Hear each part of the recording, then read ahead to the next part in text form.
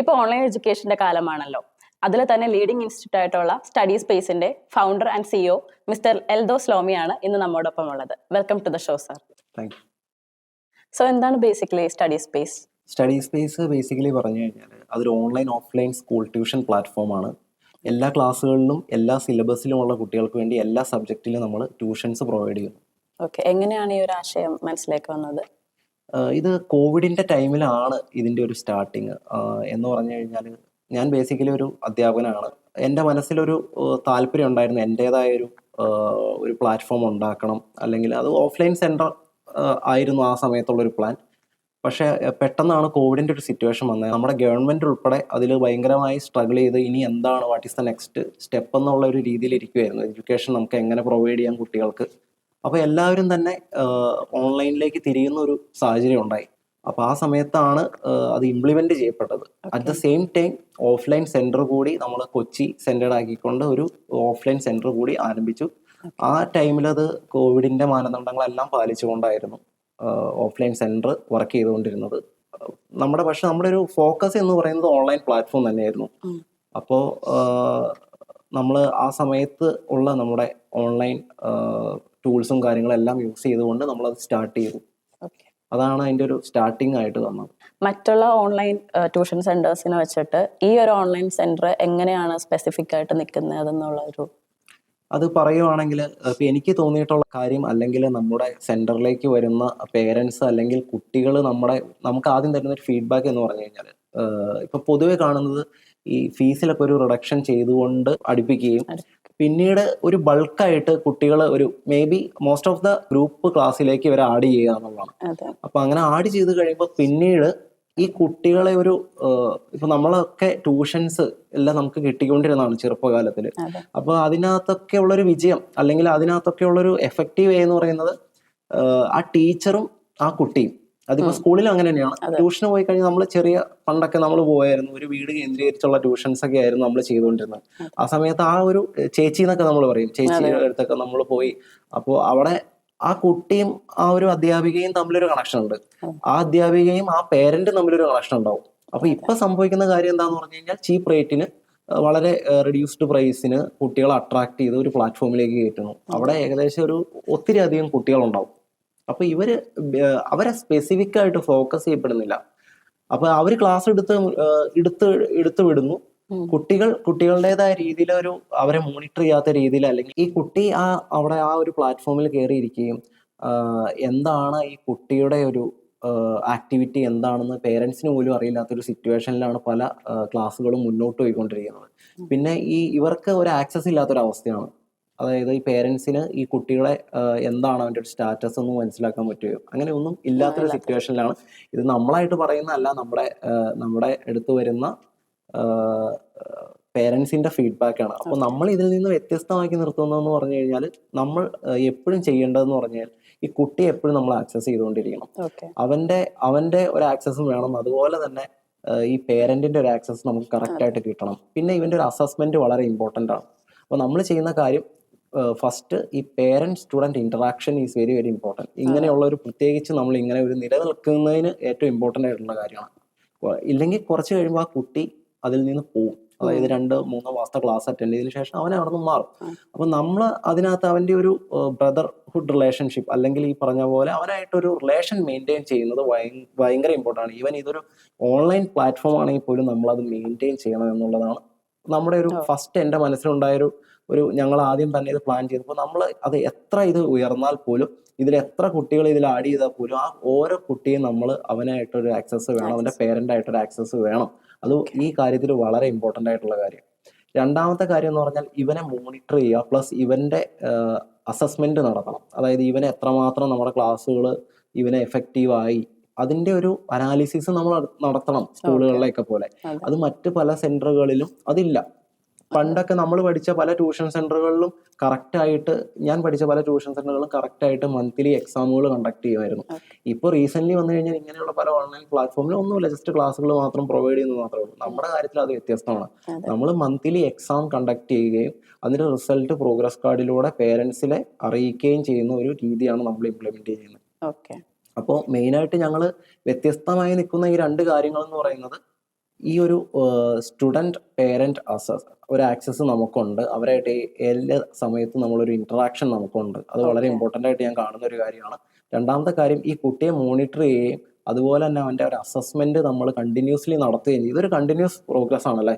അതായത് ഈവൻ ഒരു board exam എഴുതുന്ന ഒരു കുട്ടിക്ക് നമ്മൾ എന്താ ചെയ്യുന്നതെന്ന് വെച്ച് കഴിഞ്ഞാൽ അവൻ 1, 2, 3 മാസത്തെ ക്ലാസ് കൊടുത്ത് അവൻ്റെ കയ്യിൽ നിന്ന് കുറച്ച് ഫീസ് കളക്ട് ചെയ്യാന്നുള്ളതല്ല ഇതിനകത്ത് കാര്യം. അവന് ഫസ്റ്റ് മുതൽ ലാസ്റ്റ് വരെ അവൻ്റെ എക്സാം എഴുതാൻ പോകുന്ന ദിവസം വരെ നമ്മൾ അവൻ്റെ കൂടെ നിന്ന് അവനെ സപ്പോർട്ട് ചെയ്ത് അവൻ്റെ ഒരു എന്താണ് അവന് വ്യക്തിപരമായിട്ട് നമ്മുടെ സെന്ററിലേക്ക് വന്നതിന് ശേഷം അല്ലെങ്കിൽ നമ്മുടെ പ്ലാറ്റ്ഫോമിലേക്ക് വന്നതിന് ശേഷമുള്ള ഒരു വ്യത്യാസം നമ്മൾ അറിയേണ്ടതുണ്ട്. അപ്പോൾ അതിനു വേണ്ടിയിട്ട് നമ്മൾ ചെയ്യുന്നത് അവന് കറക്റ്റായിട്ട് നമ്മൾ അസസ്മെന്റ് ചെയ്യും എന്നുള്ളതാണ് നമ്മൾ ചെയ്യുന്ന കാര്യം. അപ്പൊ ഈ 2 കാര്യമാണ് ഞാൻ മെയിനായിട്ട് എൻ്റെ ഒരു ഉയർത്തി കാണിക്കുന്ന കാര്യം. എൻ്റെ ഒരു അഭിപ്രായത്തിൽ ഓഫ്ലൈൻ ട്യൂഷൻ സെന്റേഴ്സ് കുറച്ചും കൂടി ബെനിഫിറ്റ്സ് ആണ്. എത്രത്തോളം നമ്മൾ ഓൺലൈൻ ട്യൂഷൻസ് എന്ന് പറഞ്ഞാലും ഓഫ്ലൈൻ അതൊരു ഇന്ററാക്ഷൻ നമ്മൾ ഡയറക്റ്റ് ഉള്ളത് കൊണ്ട് അത് കുറച്ചും കൂടി എഫക്റ്റീവ് ആയിട്ടാണ് എനിക്ക് തോന്നുന്നത്. പക്ഷേ സാറിന്റെ അഭിപ്രായത്തിൽ ഈ ഒരു ഓൺലൈൻ ഇത് എത്രമാത്രം അങ്ങനെ ഒരു എഫക്റ്റീവ് കൊണ്ടുവരാൻ പറ്റുന്നുണ്ട്? അത് ഒരു 90% ആണോ? എങ്ങനെയാണ് ഒരു പെർസെൻറ്റേജ് വാല്യൂ നോക്കുവാണെങ്കിൽ? അതിനു മുമ്പ് ഞാൻ ഒരു കാര്യം പറയാം. ഞാൻ ഓൾറെഡി പറഞ്ഞു ഈ കോവിഡിന്റെ സിറ്റുവേഷനിലാണ് ഈ കേരളത്തിലല്ല ഇന്ത്യയിൽ നിന്ന് ഞാൻ പറയാം, ഓൾമോസ്റ്റ് ഓൾ ഓവർ എല്ലായിടത്തും ഓൺലൈൻ ട്യൂഷൻസ് സ്റ്റാർട്ടപ്പ് ചെയ്തായിരുന്നു. അപ്പോൾ അത് വെച്ച് നോക്കുവാണെങ്കിൽ എങ്ങനെയായിരിക്കും? അതിലേക്കാണ് ഞാൻ വരുന്നത്. അതിന്റെ ഒരു പോയിന്റാണ് പറയാൻ വരുന്നത്. അതായത് കോവിഡിന്റെ സിറ്റുവേഷനിൽ നമ്മുടെ ഗവൺമെന്റ് അടക്കം ഇവിടെ കേരളത്തിലാണ് അത് എനിക്ക് തോന്നുന്നത് ഏറ്റവും എഫക്റ്റീവായിട്ട് നമ്മൾ ഓൺലൈൻ പ്ലാറ്റ്ഫോമിലേക്ക് മാറുന്നതിനും നമുക്ക് തന്നെ ഒരു ചാനൽ തന്നെ സെപ്പറേറ്റ് ക്രിയേറ്റ് ചെയ്യുകയൊക്കെ ചെയ്തു. പക്ഷെ അതൊന്നും ആദ്യം എഫക്റ്റീവ് അല്ലായിരുന്നു ബേസിക്കലി. അപ്പോൾ എനിക്ക് പറയാനുള്ള കാര്യം എന്താന്ന് പറഞ്ഞാൽ ഇതൊക്കെ നമുക്കാണ് അതൊരു ആദ്യത്തെ ഒരു കാര്യമായിട്ട് തോന്നിയത്. അതായത് 2020 കാര്യം പറയുന്നത്. പക്ഷെ വർഷങ്ങളായിട്ട് ഒരു 2000 ടൈമിൽ മുതൽ ഓൺലൈൻ പ്ലാറ്റ്ഫോമുകൾ ഉണ്ട്. അതായത് ഇന്ത്യക്ക് പുറത്ത് ഓൺലൈൻ പ്ലാറ്റ്ഫോമുകൾ വർക്ക് ചെയ്യുന്നുണ്ട്. നമ്മുടെ ഇന്ത്യയിൽ തന്നെയുള്ള പല കുട്ടികളും, വളരെ റയറാണ്, പല കുട്ടികളും അത് അറ്റൻഡ് ചെയ്യുന്നുണ്ട്. ഞാൻ പറയുന്നത് 2000 ടൈമിലുള്ള കാര്യം, 2005, 2000 ആ സമയത്ത് മുതൽ ഓൺലൈൻ പ്ലാറ്റ്ഫോമുകളുണ്ട്. പക്ഷെ നമുക്കതൊക്കെ ഒരു വളരെ ഇപ്പൊ ഈവൻ ഞാൻ എഞ്ചിനീയറിംഗ് പഠിച്ച ആളാണ്. ആ സമയത്ത് പോലും ഒരു ഓൺലൈൻ പ്ലാറ്റ്ഫോം നമ്മൾ അറ്റൻഡ് ചെയ്തിട്ടില്ല. ഓൺലൈൻ പ്ലാറ്റ്ഫോം നമ്മൾ പോയി കഴിഞ്ഞാൽ IIT പ്രൊഫസേഴ്സിന്റെ ഒക്കെ വീഡിയോ ഒക്കെയാണ് നമ്മൾ അങ്ങനെ കണ്ടിട്ടുള്ളത്. അങ്ങനെ ഒരു ഓൺലൈൻ പക്കാ മോഡിലേക്ക് മാറിക്കൊണ്ടൊരു ക്ലാസ് ഒന്നും ഞങ്ങൾ അറ്റൻഡ് ചെയ്തിട്ടില്ല.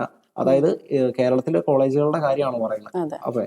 പക്ഷെ അതിനുശേഷം വന്നപ്പോൾ നമുക്കിതൊരു ഫസ്റ്റ് കാര്യമായിരുന്നു. ഇതെങ്ങനെ ഇത് ഇംപ്ലിമെന്റ് ചെയ്ത് എങ്ങനെയാണ് ഇതിന്റെ കാര്യങ്ങൾ എന്നൊക്കെ ഉള്ളൊരു പരിപാടിയായിരുന്നു. പക്ഷെ അതിനുശേഷം ആ ഒരു രീതി മാറി എല്ലാവരും തന്നെ ഓൺലൈനെ അക്സെപ്റ്റ് ചെയ്ത് മുന്നോട്ട് പോയി. ഇപ്പൊ എല്ലാവർക്കും ഓൺലൈനാണ്. ഇപ്പൊ എന്ത് എടുത്തു നോക്കിയാലും ഓൺലൈൻ അല്ലേ. ഓൺലൈൻ ഏത് കോച്ചിങ്, ഇപ്പൊ ഒരു PSC എക്സാമിന്റെ ആണെങ്കിലും അതുപോലെ തന്നെ UPSC എക്സാമിന്റെ ആണെങ്കിലും ഏത് കോച്ചിങ്ങിന് വേണ്ടിയിട്ടുള്ള IELTS അങ്ങനെ ഏത് കാര്യമാണെങ്കിലും അതെല്ലാവരും ഓൺലൈനിലേക്ക് മാറി. അത് കുറച്ചും കൂടെ ഈസി വേ ആണ് ബേസിക്കലി. അതായത് ഒരാൾക്ക് ഇപ്പൊ ഒരു കുട്ടിയെ കുറിച്ച് ഞാൻ പറയാം. അതായത് ഇപ്പോഴത്തെ കാലഘട്ടത്തിൽ ഒരു കുട്ടി സ്കൂളിൽ പഠിച്ചു കഴിഞ്ഞ് സ്കൂളിൽ അവനൊരു വൈകുന്നേരം 4 മണി 4:30 വരെ സ്പെൻഡ് ചെയ്യണം. അപ്പൊ നമ്മളൊരു ഓഫ്ലൈൻ സെന്ററിലേക്ക് പോകുമ്പോഴുള്ള കാര്യം എന്ന് പറഞ്ഞാൽ വീണ്ടും അവൻ എവിടെ ചെല്ലണം? അവൻ തൊട്ടടുത്തുള്ള അവന്റെ സ്കൂളിനെ തൊട്ടടുത്ത് കണക്ട് ചെയ്യുന്ന ഒരു ഓഫ്ലൈൻ സെന്ററിലേക്ക് ചെല്ലണം. അവൻ ഓൾറെഡി ടയേർഡ് ആയിരിക്കും ആ ഓഫ്ലൈൻ സെന്ററിലേക്ക് ചെല്ലുന്നത്. അപ്പൊ പിന്നീടുള്ള അവന്റെ ഒരു സ്റ്റഡി എന്ന് പറഞ്ഞു കഴിഞ്ഞാൽ അത് വീണ്ടും ടയേർഡാണ്. അവൻ ഏകദേശം സാച്ചുറേറ്റഡ് ആയ ഒരവസ്ഥയിലായിരിക്കും ട്യൂഷൻസിനൊക്കെ പോകുന്നത്. പക്ഷെ ഇവൻ നേരെ അവന്റെ വീട്ടിലേക്ക് പോകുന്നു. അവന്റെ ഒരു കംഫർട്ടബിൾ സ്പേസിലിരുന്ന് കുറച്ച് റിലാക്സ്ഡ് ആയതിനു ശേഷം ഒരു ക്ലാസ് അറ്റൻഡ് ചെയ്യുന്നു. അവൻ്റെതായ ഒരു സ്പേസിലിരുന്ന് ക്ലാസ് അറ്റൻഡ് ചെയ്യുന്നു. 1-to-1 ട്യൂഷൻ അല്ലെങ്കിൽ ഗ്രൂപ്പ് ആയിട്ടാണെങ്കിൽ പോലും, ഗ്രൂപ്പിന്റെ കേസ് ഞാൻ പിന്നീട് പറയാം. പക്ഷെ അവനൊരു 1-to-1 ട്യൂഷനാണ് അറ്റൻഡ് ചെയ്യുന്നതെങ്കിൽ അല്ലെങ്കിൽ ഒരു ചെറിയ ഗ്രൂപ്പിലിരുന്നാണ് ക്ലാസ് അറ്റൻഡ് ചെയ്യുന്നതെങ്കിൽ അതൊരു എഫക്റ്റീവ് വേ ആണ്. പക്ഷെ അറ്റ് ദ സെയിം ടൈം അവന് പഠിക്കാനുള്ള ഒരു ഇൻട്രസ്റ്റും കൂടെ ഉണ്ടെങ്കിൽ ഇതാണ് ഏറ്റവും മോസ്റ്റ് എഫക്റ്റീവ് വേ. അപ്പൊ നമ്മുടെ വീട്ടിൽ നല്ലൊരു ഇന്റർനെറ്റ് കണക്ഷനും അതുപോലെ ചെറിയൊരു ഈവൻ മൊബൈൽ ആണെങ്കിൽ പോലും ഓക്കെയാണ്. പക്ഷെ നെറ്റ് കണക്ഷൻ എന്ന് പറയുന്നത് വളരെ ഇമ്പോർട്ടൻ്റ് ആണ്.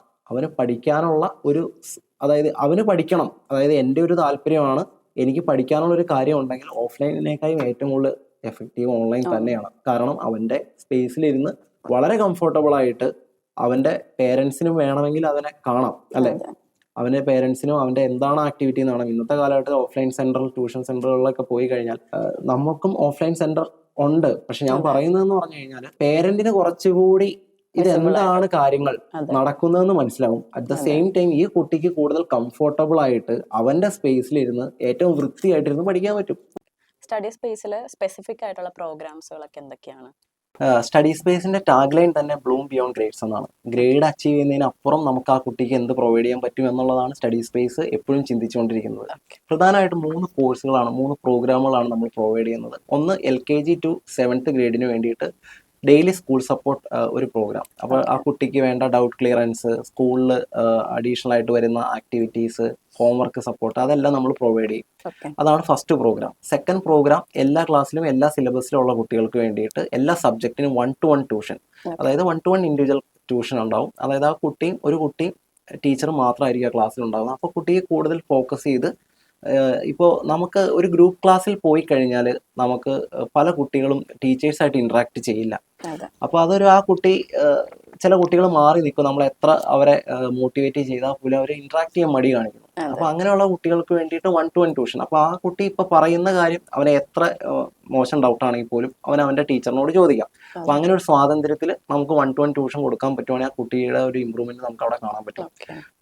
പിന്നെ ഉള്ളതെന്ന് പറഞ്ഞാൽ നമ്മൾ സ്പെസിഫിക്കലി നമ്മൾ പിന്നീട് ചിന്തിച്ച് ഡെവലപ്പ് ചെയ്തൊരു കാര്യമാണ്. ഈവൻ ഓൺലൈൻ ട്യൂഷൻ വന്നിട്ട് പോലും പല കുട്ടികളും ഓഫ്ലൈൻ സെന്ററുകളെ ഡിപ്പെൻഡ് ചെയ്യുന്നതിന് ഒരു പ്രധാനപ്പെട്ട കാരണം അവരുടെ ഫ്രണ്ട്സ് ആ സെന്ററിൽ പോകുന്നു എന്നുള്ളൊരു കാര്യമാണ്. അപ്പോൾ അതിനെ നമുക്ക് എങ്ങനെ ക്രാക്ക് ചെയ്യാം എന്നുള്ളൊരു രീതിയിലാണ് നമ്മൾ സെറ്റ് ചെയ്ത് അല്ലെങ്കിൽ നമ്മൾ പ്രോഗ്രാം ചെയ്തെടുത്ത ഒരു കോഴ്സാണ് ഗ്രൂപ്പ് ട്യൂഷൻ. 2 മുതൽ 4 വരെയുള്ള കുട്ടികൾക്ക് അവർക്ക് തന്നെ ആ കുട്ടികളെ ആഡ് ചെയ്ത് നമുക്ക് ഓൺലൈൻ ട്യൂഷന് ചേരാം. അപ്പോൾ എങ്ങനെയാണെന്ന് വെച്ച് കഴിഞ്ഞാൽ ഒരു കുട്ടി ജോയിൻ ചെയ്യുന്നു, പക്ഷെ അതിനുശേഷം 1-to-1 ട്യൂഷനാണ് ചേരുന്നതെന്ന് വിചാരിക്കുക. അപ്പോൾ എങ്ങനെ ഇരുന്നാലും ചില കുട്ടികൾ അവർ കംഫർട്ടബിൾ ആവണമെന്നില്ല. ഈ ഓൺലൈനോട് ഇപ്പോഴും ഒരു മനോഭാവം ഇല്ലാത്ത കുട്ടികളുണ്ട്. അപ്പോൾ അവരുടെ തന്നെ ഗ്രൂപ്പിലുള്ള പഠിക്കാൻ താല്പര്യമുള്ള കുട്ടികളെ വേണമെങ്കിൽ ആ കുട്ടിക്ക് ആഡ് ചെയ്യാം. ഒത്തിരി അവരുടെ നമ്പർ ഓഫ് ഇത് കൂടാൻ പാടില്ല, 2 to 4 മാക്സിമം. അപ്പൊ ആ കുട്ടിയുടെ ഒരു മനോഭാവം അതിനകത്ത് മാറും. അതായത് എന്റെ ഫ്രണ്ട്സ് കൂടി എന്റെ ക്ലാസ്സിലുണ്ട്, അപ്പൊ അവരൊരു കംഫർട്ടബിൾ സ്പേസിലേക്ക് മാറും. ആ ഗ്രൂപ്പിന് വേണ്ടി നമുക്ക് ക്ലാസ് കൊടുക്കാൻ പറ്റും. അപ്പൊ ആ കുട്ടി 1-to-1 താല്പര്യമില്ലാത്ത കുട്ടികൾക്ക് വേണ്ടി അല്ലെങ്കിൽ ഓഫ്ലൈനിലേക്ക് കൂടുതൽ ഫ്രണ്ട്സിന്റെ കൂടെ ആ ഒരു മൈൻഡ് സെറ്റിൽ പോകുന്ന കുട്ടികൾക്ക് വേണ്ടി നമ്മൾ ഡിസൈൻ ചെയ്തതാണ്. അപ്പൊ ഇതിൽ ആ ഒരു ഫ്രണ്ട്ഷിപ്പ് വളർത്തുക എന്നുള്ള ഉദ്ദേശമല്ല നമ്മൾ ഉദ്ദേശിക്കുന്നത്. നമ്മൾ ഉദ്ദേശിക്കുന്നത് അവന് കംഫർട്ടബിൾ ആയിട്ട് അവന്റെ അല്ലെങ്കിൽ ആ കുട്ടിയുടെ ഫ്രണ്ട്സിനോടൊപ്പം ഓൺലൈൻ ക്ലാസ് അറ്റൻഡ് ചെയ്യാം എന്ന് പറയുന്ന ഒരു ഇതിൽ. പണ്ടൊക്കെ നമുക്ക് ഗ്രൂപ്പ് ക്ലാസ്സുകൾ അല്ലെങ്കിൽ നമ്മൾ ഇരുന്ന് എക്സാമിന്റെ തലേദിവസം അല്ലെങ്കിൽ ഗ്രൂപ്പായിട്ട് പഠിക്കുന്ന രീതി കുറച്ചും കൂടെ എഫക്റ്റീവാണ്. അപ്പൊ ഈ ടീച്ചർ ഇവരുടെ ഫ്രണ്ട്സിനോട് കൂടുതൽ അടുപ്പത്തോടു കൂടി ആ ഗ്രൂപ്പിനോട് കൂടുതൽ അടുപ്പത്തോടു കൂടി ചെയ്യുമ്പോൾ കുറച്ചും കൂടെ കുട്ടികൾ കംഫർട്ടബിൾ ആവും. അപ്പൊ അവർ പഠിക്കുന്ന ഒരു നിലയിലേക്ക് വരും എന്ന് പറയുന്ന ഒരു ഇതിനകത്താണ് ആ എക്സ്പെരിമെന്റ് ഏകദേശം നമുക്ക് സക്സസ് ആണ്. ഒരു 80% സക്സസ് ആണ് എന്ന് പറയാം. ഇങ്ങനെ 3 പ്രോഗ്രാമാണ് മെയിനായിട്ട് സ്റ്റഡി സ്പേസ് പ്രൊവൈഡ് ചെയ്യുന്നത്. കുട്ടികളുടെ വിജയത്തെ കുറിച്ച് പറഞ്ഞല്ലോ, അപ്പൊ എങ്ങനെയാണ് സ്റ്റഡി സ്പേസ് അതിനെ ഇവാലുവേറ്റ് ചെയ്യുന്നത്? പിന്നെ കുട്ടികളുടെ കുറച്ച് നേട്ടങ്ങളെ കുറിച്ച് ഒന്ന് പറയാമോ? സ്റ്റഡി സ്പേസ് നമ്മൾ ഓൾറെഡി പറഞ്ഞ ഒരു കാര്യമാണ്. സ്റ്റഡി സ്പേസ് മന്ത്ലി എക്സാമുകൾ കണ്ടക്ട് ചെയ്യും. അപ്പൊ അതിലൂടെയാണ് ആ കുട്ടിയുടെ ഒരു അസസ്മെന്റ് നമുക്ക് ഉണ്ടാവുന്നത്. അപ്പോൾ നമ്മൾ കമ്പയർ ചെയ്യുന്നത് പ്രീവിയസ് മന്തിന്റെ ഒരു പെർഫോമൻസ് വെച്ചാണ്. അപ്പോൾ ഓരോ മാസവും നമ്മൾ അസസ്മെന്റ് എക്സാം കണ്ടക്ട് ചെയ്യും. എല്ലാ സബ്ജക്റ്റ്, ആ കുട്ടി എത്ര സബ്ജക്റ്റിനാണോ നമ്മുടെ സെന്ററിൽ അല്ലെങ്കിൽ നമ്മുടെ ഇൻസ്റ്റിറ്റ്യൂട്ടിൽ പഠിക്കുന്നത് അതനുസരിച്ച്, അതിപ്പോൾ ഈവൻ ഓൺലൈൻ ആണെങ്കിലും ഓഫ്ലൈൻ ആണെങ്കിലും നമ്മൾ ഈ ഒരു മെത്തേഡാണ് ഇംപ്ലിമെന്റ് ചെയ്യുന്നത്. മന്ത്ലി എക്സാം കണ്ടക്ട് ചെയ്യുന്നു. മന്ത്ലി എക്സാം കണ്ടക്ട് ചെയ്യുന്ന സമയത്ത് ആ കുട്ടിയുടെ ഒരു ഗ്രേഡ് നമുക്കറിയാൻ സാധിക്കും. അതിനുശേഷം വീണ്ടും എക്സാം കണ്ടക്ട് ചെയ്യും. അപ്പോൾ ഒരു 1 അക്കാഡമിക് ഇയറിലേക്കാണെങ്കിൽ അവൻ്റെ ഒരു പ്രോഗ്രസ് നമുക്ക് കറക്റ്റ് ആയിട്ട് മനസ്സിലാവും. അപ്പോൾ അവന് കമ്പയർ ടു അതർ മന്ത് നമുക്കത് കുറവാണെങ്കിൽ വീണ്ടും അതിന് റീടെസ്റ്റ് നമ്മൾ പ്രൊവൈഡ് ചെയ്യും. പിന്നീട് ഇവർക്ക് വരുന്ന പിന്നെ നമ്മുടെ ഒരു ടീച്ചിങ് അവന് എഫക്റ്റീവ് ആണെന്ന് അറിയണമെങ്കിൽ അറ്റ് ലാസ്റ്റ് നമുക്ക് സ്കൂളിലെ എക്സാമുകളായിട്ടാണ് നമുക്ക് കമ്പയർ ചെയ്യേണ്ടത്. അപ്പോൾ നമുക്ക് മനസ്സിലാവുന്ന രീതി എന്ന് പറഞ്ഞു കഴിഞ്ഞാൽ നമ്മുടെ ഒരു മെത്തേഡ് കറക്റ്റ് ആണെങ്കിൽ അവൻ സ്കൂളിൽ നല്ലൊരു വിജയം ഉണ്ടാവും അല്ലെ. അപ്പോൾ ആ ഒരു റിസൾട്ടും നമ്മുടെ റിസൾട്ടുമായി കമ്പയർ ചെയ്യും. ഓക്കെ, ഇപ്പോൾ ഇതിൽ തന്നെ ഇപ്പോൾ ഒരു ചോദിക്കാൻ പറ്റുന്നൊരു ചോദ്യമാണ്, ഈ ഓൺലൈനിലെ എക്സാമുകൾ എങ്ങനെയാണ് കുട്ടികൾ വേറെ രീതിയിലൊക്കെ അത് ക്രാക്ക് ചെയ്യാൻ പാടില്ല എന്നൊരു ചോദ്യമുണ്ട്. അപ്പോൾ നമ്മൾ ചെയ്യുന്നൊരു കാര്യം, എക്സാം കണ്ടക്ട് ചെയ്യുന്ന സമയത്ത് പേരൻസിന്റെ ഒരു പ്രസൻസ് നമ്മൾ ഉറപ്പുവരുത്തും. പേരൻസിന്റെ പ്രസൻസ്, അതുപോലെ കുട്ടി വീഡിയോ എനേബിൾ ചെയ്യുന്നു. ഈവൻ കുട്ടി വീഡിയോ എനേബിൾ ചെയ്താലും പല കുട്ടികളും അതിനുള്ള ചാൻസ് ഉണ്ട്. അത് ബ്ലോക്ക് ചെയ്യുന്നതിന് വേണ്ടിയിട്ടാണ് പേരൻസിന്റെ സപ്പോർട്ട് നമ്മൾ ആവശ്യപ്പെടുന്നത്. അപ്പൊ അങ്ങനെ ഒരു കറക്റ്റ് ചിട്ടയായ രീതിയിലുള്ള എക്സാം കണ്ടക്ട് ചെയ്ത് അത് മറ്റു മന്തുമായി കമ്പയർ ചെയ്ത് അല്ലെങ്കിൽ സ്കൂളിലെ എക്സാമുമായി കമ്പയർ ചെയ്താണ് നമ്മൾ മുന്നോട്ട് പോകുന്നത്. ഇതാണ് നമ്മുടെ ഒരു മെത്തേഡ്. എക്സാം ടൈമിനോടനുബന്ധിച്ച്, സ്കൂളിലെ എക്സാം ടൈമിനോടനുബന്ധിച്ച് നമ്മൾ ഈ പറയുന്ന മന്ത്ലി എക്സാമിൽ നിന്ന് മാറിക്കൊണ്ട് എക്സാമുകളുടെ എണ്ണം നമ്മൾ കൂട്ടും. ഓ ബോർഡ് എക്സാം ഒക്കെ ആകുമ്പോഴേക്കും ഒരു മാസം ഒന്നിലധികം അല്ലെങ്കിൽ 2-3 എക്സാം നമ്മൾ അവർക്ക് വേണ്ടി മോഡൽ എക്സാമുകൾ നമ്മൾ പ്രത്യേകം നമ്മൾ തന്നെ ഡിസൈൻ ചെയ്ത ക്വസ്റ്റ്യൻ പേപ്പർ നമ്മൾ അവർക്ക് പ്രൊവൈഡ് ചെയ്ത് കൊടുക്കുന്നു. ഓക്കെ അതും ഇതേ രീതിയിൽ തന്നെ നമ്മൾ പ്ലാൻ ചെയ്യും. ഓക്കെ ഇപ്പോൾ നമ്മുടെ ഒരു വിജയത്തെ കുറിച്ച് പറയുകയാണെങ്കിൽ നമ്മുടെ ക്ലാസ്സിൽ അറ്റൻഡ് ചെയ്ത ഏകദേശം 90% ഇതുവരെ 2000 മുതൽ 2025 ഇതാണ് നമ്മുടെ ഒരു കാലയളവ്. ഓക്കെ ആ ഒരു 2000 മുതൽ 2025 കാലയളവിൽ ഏകദേശം ഒരു ഞാൻ ഓൾറെഡി പറഞ്ഞൊരു 1000+ സ്റ്റുഡൻസിനെ നമുക്ക് ടീച്ച് ചെയ്യാൻ സാധിച്ചിട്ടുണ്ട്. ഓക്കെ ഇതിലൊരു 90% സ്റ്റുഡൻസിനും ഏറ്റവും ഉയർന്ന ശതമാനത്തോടെ ഉയർന്ന ഗ്രേഡോടുകൂടി അവർ പാസ്സായിട്ടുണ്ട്. എല്ലാം അവർ നമ്മുടെ റിവ്യൂലും കാര്യങ്ങളും എല്ലാം പറഞ്ഞിട്ടുണ്ട്. ഓക്കെ ഓക്കെ 90% ആണ് നിങ്ങളുടെ വിജയം. സ്റ്റഡി സ്പേസിന്റെ അഡ്മിഷൻ പ്രോസസ് ഒക്കെ എങ്ങനെയാണ്? മെയിനായിട്ട് നമുക്കുള്ളത് ഓൺലൈനും ഓഫ്ലൈനും ഉണ്ടെന്ന് നമ്മൾ ഓൾറെഡി പറഞ്ഞു. രണ്ടിലേക്കുമുള്ള അഡ്മിഷൻ വരുന്നത് നമ്മുടെ വെബ്സൈറ്റ് ത്രൂ ആണ്. അപ്പോൾ വെബ്സൈറ്റിൽ നിങ്ങൾക്ക് അഡ്മിഷന് വേണ്ടിയിട്ട് നിങ്ങൾക്ക് അപ്ലൈ ചെയ്യാം. അപ്പോൾ നിങ്ങൾ അപ്ലൈ ചെയ്ത് നിങ്ങളുടെ ഡീറ്റെയിൽസ് എല്ലാം എൻ്റർ ചെയ്തതിന് ശേഷം നമ്മുടെ അഡ്മിഷൻ ടീം നിങ്ങളെ കോൺടാക്ട് ചെയ്ത് ആ കുട്ടിക്ക് വേണ്ട ഡീറ്റെയിൽസ്, ആ കുട്ടിക്ക് ഏത് സബ്ജക്റ്റാണ് വേണ്ടത്, ഏത് രീതിയിലുള്ള ഒരു മെത്തേഡ്, ഓൾറെഡി നമ്മൾ 3 പ്രോഗ്രാം പറഞ്ഞല്ലോ. അപ്പോൾ അതിൽ ഏത് പ്രോഗ്രാമാണ് വേണ്ടത് ആ രീതിയിലെല്ലാം കുട്ടിയോട് സംസാരിച്ച് പേരൻസിനോട് സംസാരിച്ച് മനസ്സിലാക്കി കുട്ടിയെ നമ്മൾ എൻറോൾ ചെയ്യിപ്പിക്കും. ഫസ്റ്റ് നമ്മളൊരു കൗൺസിലിംഗ് സെഷൻ ആണ് കൊടുക്കുന്നത്. നമ്മുടെ സ്റ്റഡി സ്പേസിനെ കുറിച്ചും നമ്മുടെ ക്ലാസ്സിന്റെ രീതികളെ കുറിച്ചും എല്ലാം പറഞ്ഞ് പേരൻസ് ആയിട്ടും കുട്ടിയായിട്ടും ഒരു കൗൺസിലിംഗ് സെഷൻ വെക്കും. അതിനുശേഷം മാത്രമാണ് ഒരു ഡെമോ ക്ലാസ് നമ്മൾ ആദ്യം തന്നെ കുട്ടിക്ക് കൊടുത്തതിന് ശേഷം മാത്രമാണ് നമ്മുടെ മെയിൻ ക്ലാസ്സിലേക്ക് കുട്ടിയെ എൻറോൾ ചെയ്യിപ്പിക്കുക. ഓക്കെ സ്റ്റഡി സ്പേസിന്റെ ഒരു ഫ്യൂച്ചർ ഗോൾ എന്താണ്? സ്റ്റഡി സ്പേസിന്റെ വളർച്ച തന്നെയാണ് എൻ്റെ ഏറ്റവും ഗോൾ എന്ന് പറയുന്നത്. സ്റ്റഡി സ്പേസ് എല്ലാ രീതിയിലും വളരുക, എല്ലാവരിലേക്കും എത്തുക എന്നുള്ളതാണ്. അപ്പോൾ ഓൺലൈന് വേണ്ടിയിട്ട് നമുക്ക് ഏറ്റവും ബെസ്റ്റ് ആയിട്ടുള്ള ടെക്നോളജി യൂസ് ചെയ്തുകൊണ്ട് ഏറ്റവും ബെസ്റ്റ് ആയിട്ടുള്ള ക്ലാസ്സുകൾ തന്നെ കൊടുക്കുക എന്നുള്ളതാണ് നമുക്ക് വേണ്ടത്. അതുപോലെ തന്നെ ഇപ്പോൾ നമ്മൾ കൂടുതൽ കുട്ടികളിലേക്ക് എത്തുക. ഇപ്പോൾ കേരളത്തിലെ കുട്ടികൾക്കും അതുപോലെ തന്നെ ഇന്ത്യയിലുള്ള പല സ്റ്റേറ്റിലുള്ള കുട്ടികൾക്കുമാണ് ക്ലാസ് കൊടുത്തുകൊണ്ടിരിക്കുന്നത്. അത് വീണ്ടും വ്യാപിച്ച് കേരളത്തിന് പുറത്തേക്കും അതുപോലെ ഇന്ത്യയുടെ പുറത്തേക്കും മറ്റുള്ള രാജ്യങ്ങളിലേക്കും സ്റ്റഡി സ്പേസിന്റെ ക്ലാസ്സുകൾ കൊടുക്കാൻ ആഗ്രഹിക്കുന്നു. സ്റ്റഡി സ്പേസിന്റെ ഫ്യൂച്ചർ പ്ലാൻസ് ഒക്കെ എന്തൊക്കെയാണ്? സ്റ്റഡി സ്പേസിന്റെ ഫ്യൂച്ചർ പ്ലാൻ എന്ന് പറയുന്നത് നമ്മുടെ നിലവിലുള്ള പ്രോഗ്രാമുകൾ കുറച്ചുകൂടി റിഫൈൻഡ് രീതിയിലേക്ക് മാറ്റാൻ ആഗ്രഹിക്കുന്നുണ്ട്. കുറച്ചും കൂടെ കസ്റ്റമൈസ് രീതിയിൽ സ്റ്റുഡൻസ് ആഗ്രഹിക്കുന്ന രീതിയിൽ ഇവൻ നമ്മുടെ പ്രോഗ്രാമുകൾ കൂടാതെ അവർക്ക് എന്തെങ്കിലും ആവശ്യമുണ്ടെങ്കിൽ ആ രീതിയിലേക്കും കൂടെ നമ്മുടെ പ്രോഗ്രാമുകൾ വളർത്താൻ നമ്മൾ ആഗ്രഹിക്കുന്നു. അത് ഒന്നാമത്തെ കാര്യം. രണ്ടാമത്തെ കാര്യം നമ്മുടെ കേരളത്തിലെ കുട്ടികൾക്ക് വേണ്ടിയിട്ട് ഏറ്റവും കുറഞ്ഞ ചെലവിൽ ഇന്റർനാഷണൽ ലെവലിൽ ഒരു ക്ലാസ്സുകൾ എങ്ങനെ നമുക്ക് പ്രൊവൈഡ് ചെയ്യാൻ പറ്റും എന്നുള്ള കാര്യമാണ് അടുത്തൊരു പ്ലാനിങ്ങിലുള്ളത്. മൂന്നാമത് നമ്മുടെ സെന്ററിനെ കുറിച്ച് അല്ലെങ്കിൽ നമ്മുടെ ഇൻസ്റ്റിറ്റ്യൂട്ടിനെ കുറിച്ച് കൂടുതൽ ആളുകളിലേക്ക് അറിയേണ്ടതുണ്ട്. അത് കേരളത്തിന് ഉള്ളിലും പുറത്തുമായിട്ട് കൂടുതൽ കുട്ടികളെ ഇത് അട്രാക്ട് ചെയ്യപ്പെടുകയും നമ്മുടെ ഇൻസ്റ്റിറ്റ്യൂട്ടിലേക്ക് ജോയിൻ ചെയ്യുന്ന ഒരു സിറ്റുവേഷനിലേക്ക് നമ്മൾ ഇതിനെ വളർത്തേണ്ടതുണ്ട്.